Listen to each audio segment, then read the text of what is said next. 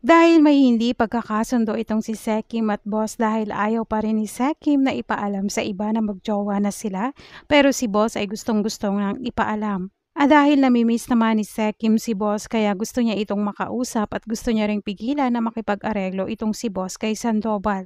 Nang makausap naman ni boss si Sekim, nagsorry ito na minamadali niya si Sekim na ipaalam sa lahat na magjowa na sila at gusto ni Sekim ay dahan-dahan lang sila at huwag masyadong magmadali.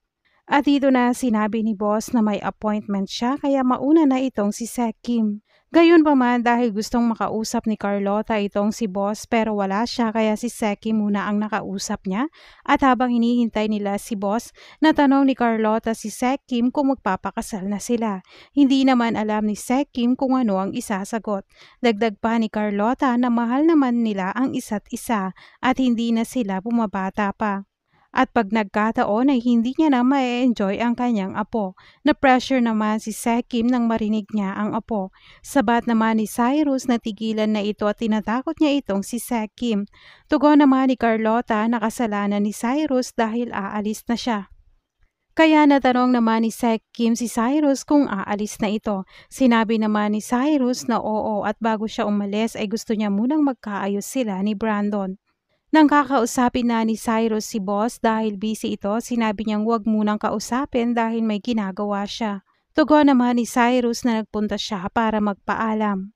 Nang paalis na si Cyrus, nagpasalamat naman itong si boss at sinabi niyang thank you sa pagsasabi ng totoo kay Sekim. Hindi naman makapaniwala si Cyrus na na-appreciate ni Brandon ang ginawa niya at masaya na siya na okay na silang magkapatid. Kinagabihan naman pag-uwi ni boss ay nakita niya si Sekim na hinihintay sa kanyang bahay. Kaya pagtatanong ni boss na anong ginagawa niya, tugon naman ni Sekim na nagpunta siya para humingi ng tawad dahil hindi niya inintindi ang nararamdaman ni boss. Dagdag pa ni Sekim na ngayong gabi ay matutulog siya sa bahay ni boss at hindi uuwi at kasama niya buong gabi. Kaya naman masayang-masaya itong si boss. Kaya naman magkakaroon na naman ng sweet moments itong si boss at Sekim at sa pagkakataong ito ay tuloy na at wala nang kahit anong istorbo pa.